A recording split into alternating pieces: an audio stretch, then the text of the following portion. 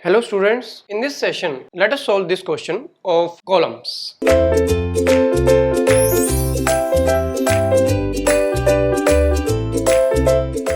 In this question, a column of timber section is given 15 cm by 20 cm, 6 meters long with both ends fixed.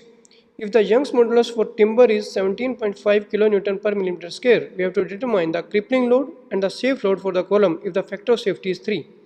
So this is a question of Euler's theory of column where the section is given 15 by 20, length is also given 6 meter and the ends are fixed. This is very important, the ends are fixed. Young's modulus of elasticity is also given. We have to find the Euler's load, which is also called crippling load, and the crippling load when the factor of safety is given. So let us solve this problem. In this question, we are given with a timber column which has a length of 6 meter and it is fixed at both ends. You know that for fixed ends, the effective length is half the length of the total length of the column. That's why if the total length is 6 meters, then the effective length is 3 meters, right? And it is of rectangular section like this, where D is given 20 centimeter and B is given 15 centimeter. We have to find the safe load, safe Euler load or crippling load when the modulus of elasticity is given to us, right? Also, we have to find the safe load when factor of safety is 3. So this is a question. So for fixed edge question, L is available. So this is the safe load given by Euler's equation. This is the safe load. We have to use the data for this. Effective length is given to us, that is 3 meter. Not given, total length is given, but we know that for fixed ends, the effective length is half of the total length. So effective length is known to us. E is known to us. I is not known to us. What is I? So you know that the column fails about the axis about which the moment of inertia is minimum. So first of all, the first thing in these questions will be to find out the moment of inertia about both the axes. We have two axes, x-axis axis and y-y axis. Find out moment of inertia about x-axis, find out the moment of inertia about y-y, and see which is the minimum of these two, and use that minimum moment of inertia in this safe load equation, right? So first of all, we will find out Ixx, that is BD cube by 12, BD cube by 12. So B is 15, D cube is 20 cube by 12. The dimensions in centimeter, BD cube by 12. So you will get Ixx. Solve it and you will get Ixx. So what is the value of Ixx? So this is 10,000 centimeter power 4. Similarly, you can find out Iyy. So Iyy will be equal to dB cube, because yy is in this direction perpendicular to 15. So this is 20 multiplied by 15 cube by 12. Solve it and you will get Iyy. So after solving, you will get the value of Iyy as 5625 centimeter power 4. Now you can see here that Iyy is less than Ixx. So our I minimum, which is to be used in the formula, is 5625 centimeter power 4. So this is our I to be used in this formula, crippling load formula. Now we can apply the formula directly, that crippling load will be given by PE will be equal to pi square E. E is given to us 17.5. 17.5 kilo means 10 power 3.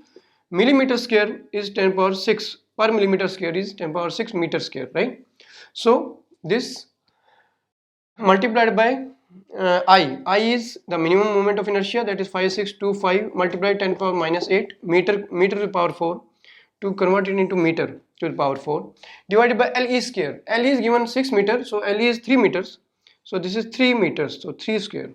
Solve it and you will get the safe crippling load or Euler's load for this column, and this will come out to be 1079.5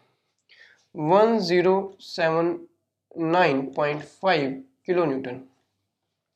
So the safe crippling load is 1079.5 kilonewton. So the first answer is PE is equal to 1079.5 kilonewton. So this is the first answer, the safe crippling load.